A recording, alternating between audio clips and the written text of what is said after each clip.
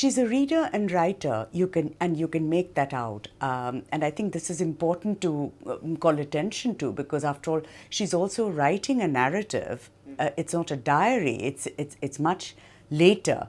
So she's thinking about it, she's contemplating it, and she not only uses her memories in a straightforward way as a witness, but she quotes poetry most knowingly. And I think that is the richness of this book, because she's quoting other people knowingly, and then your biographical essay refers to her in also a knowing fashion. So what was she particularly interested in poetry, because she was chooses actually those? a great fan of Iqbal. She was, I think her first article was published in this wonderful women's magazine in Urdu, so she, when at the age of, I think, 13 or something like that.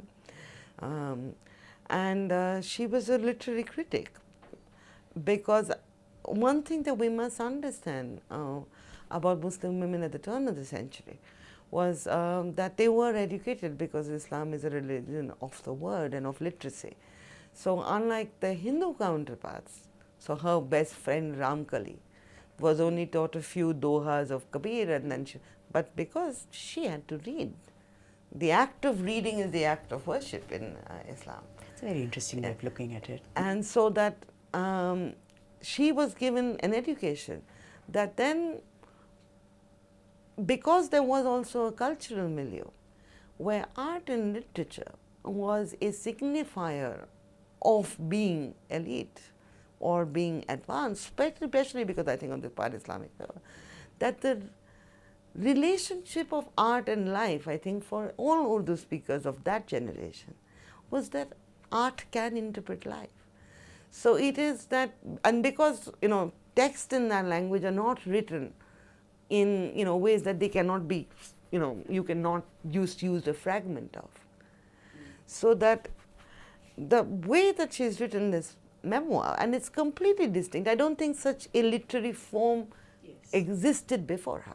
I wanted to bring it back to present times and wonder if you've had any reactions. I mean, writers and translators don't always have the benefit of reactions from readers, but I wonder if you've had any reactions from. I've had amazing reactions. I think, so there's the reaction of the young and the old. I mean, the young were, I think, the reactions that many of us have when reading this book. Oh my God, there was really a temporal depth to Partition, that there were real people in it, not only victims. I've had also more specific reactions from the young. So in fact, somebody who was associated with the production of this book lives in Karol Bagh, and she said this book is a gift, because I never understood why this place that I live in, which is essentially refugees from West Pakistan, that why it has the culture and the demography it does. I mean, to me, it explained why all the Sikhs were living in one place, so that they could be gotten by the 1984 rioters. It's not a question that we ask ourselves about colonialism. Right? It's also, this person who understood the book said it's a gift. Whereas I think for me, the older generation's reactions have been really moving. There has been, I was talking about this book at a public function, and the point that I was making, which I made briefly earlier, which was that in this desire to sort of contain partition, because we do not want it to be revisited by any communal act, we have sealed off this place as a place where law and criminality does not apply. So and therefore we are, I think, deprived of the gift of history. So I'd just like to give you a couple of examples before I continue with answering your question. In all the writings that have been made about the occupation of Babri Masjid, there has been no reference to the fact that it happened in 1949.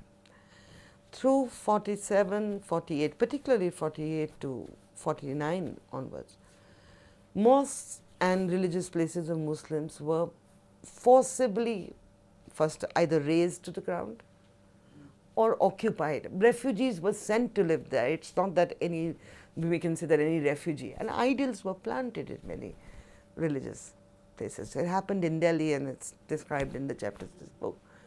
So that if the Babri Masjid planted, so we think of it like a vague communal. And but this wasn't a vague communal, it was actually Anis Kidwai hints as much as a sustained sort of by certain forces in our society to actually erase and defile mosques. Now, the Babri Masjid comes from that, but if there had been any notion of criminality at that point, and Anis Kidwai tries to raise this issue in a meeting, say that we have to have one policy about religious places. But nobody except for Mridula Sarabhai listens to her and holds a meeting about it. But there is nothing, there is no law. Right? Another example, and that has, this is from a young person. Well, actually, two more. One is, if you look at this, there's been a lot of furor about government officials and their role in sexually harassing young women, police officers in particular. But there is a straightforward historical connection of this strange conjuncture of being an official and a feeling that you can harass or molest or rape. And this will now tie to one of the reactions I got. So in this public meeting that I was talking about earlier, where I mentioned this, and I said, look, if you look at some character like that whore who has been found guilty but doesn't get any punishment, what happened through, and women activists cried about this for the 10 years after partition, that many of the women who had been abducted ended up in the houses of government officials. And the entire machinery did everything to prevent them from this being recognized as a crime. And so when I was saying this and saying that there is a historicity there too, this gentleman who was a retired officer of the Indian Administrative Services, well, actually choked and nearly started crying and said that when he came to Delhi in 1947 as a government official, he was told by a colleague of his that the police, because of Mridula Sarabhai and Anis Kidwai and people like that, the police was raiding these homes, people's homes, to find if they held an abducted woman with them. And his colleague told him that we had a abducted woman in our house. And when we heard the police was coming, we made her drink kerosene. And he choked and he nearly cried, and there was this collective shock. And then he said, this is the first time I've been able to say it. And finally, I think for me, somebody who actually helped me with the research of this book, a student in our center, told me a story. She is born in the late 1980s, early 1990s. And she told me that when, in the wake of the Babri Masjid demolition, the riots that took place, well, we still have segregated communities, and so her family lives in the Brahmin Tola. And the news felt like wildfire that the Muslims are coming. So somebody she knows put their 6-year-old and 6-year and 4-year-old daughters into the kitchen, locked it from outside. But before they did that, they gave the little girls a match. They turned on the gas and said that if you hear noise outside, just light the match. So luckily the children didn't do it, but they were locked in there for 4 hours. Now it's this violence that we can commit on even things which are not women yet, they are little girls. And we can do it out of a sense of their protection. Well, if we'd been able to look at all the honor killings that were done on young children and young women in particular, girls in particular, we would have had a different history.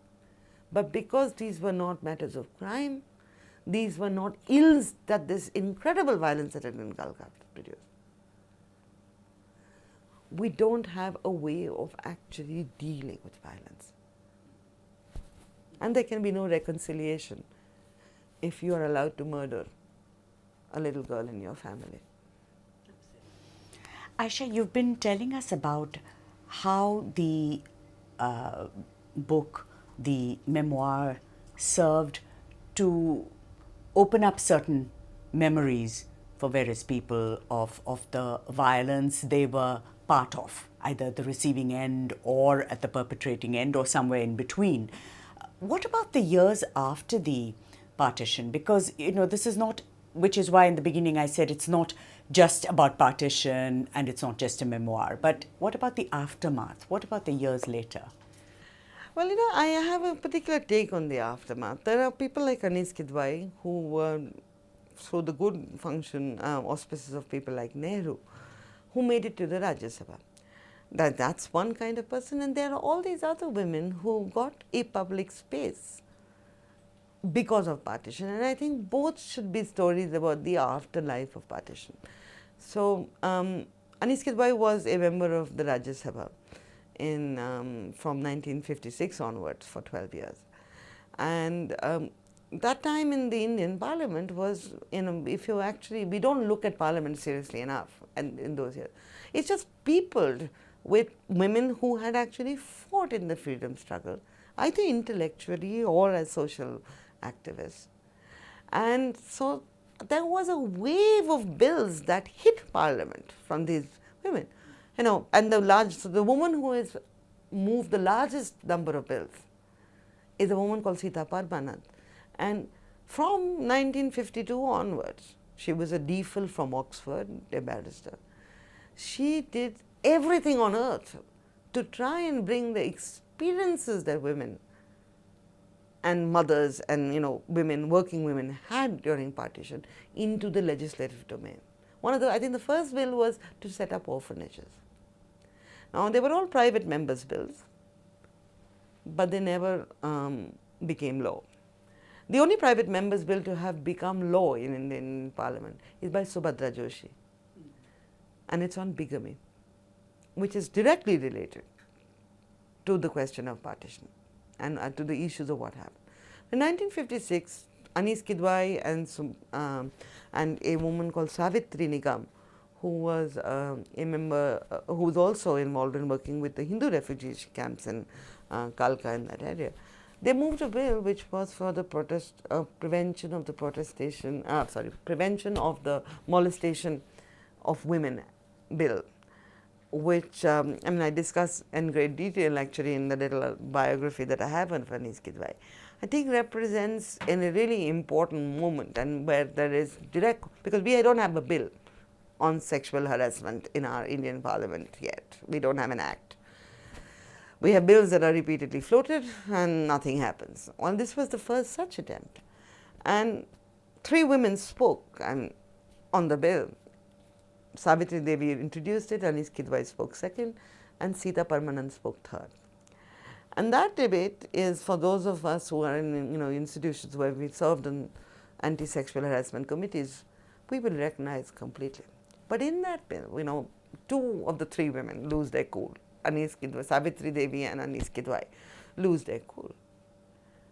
And both of them, in that process, raised the specter of this abducted woman who was in government.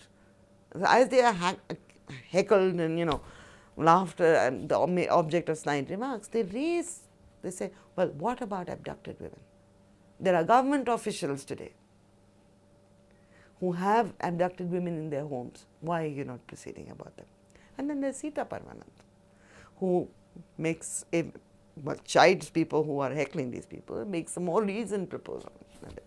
So that's one kind of afterlife, where people who were activists continued. But for me, I think the connection that we should make is also of all as yet the unnamed people, not only women, who very perplexingly, because they didn't lead very elaborate lives in current perception, wrote their autobiographies.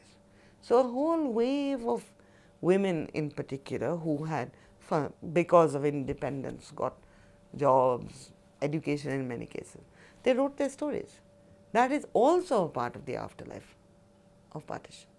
So that if we can use Anis Kidwai's memoirs, and it's only because you begin with a quest for personal antecedents, and you end up with, I think, a completely different vision. It's these people who wanted to inscribe themselves into the histories that we write of modern India.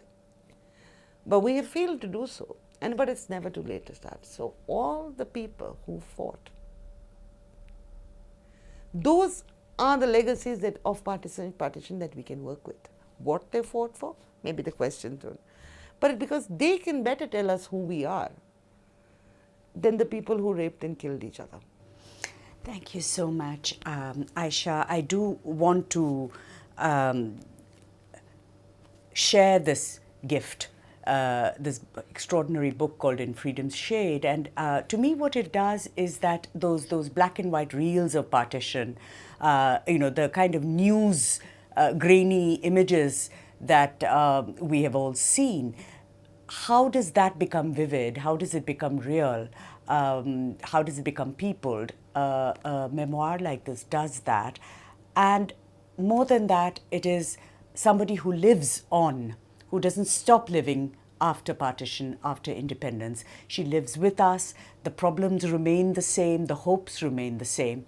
Thank you, Ayesha, for hearing Anis Kidwai's voice so clearly and letting us hear it too.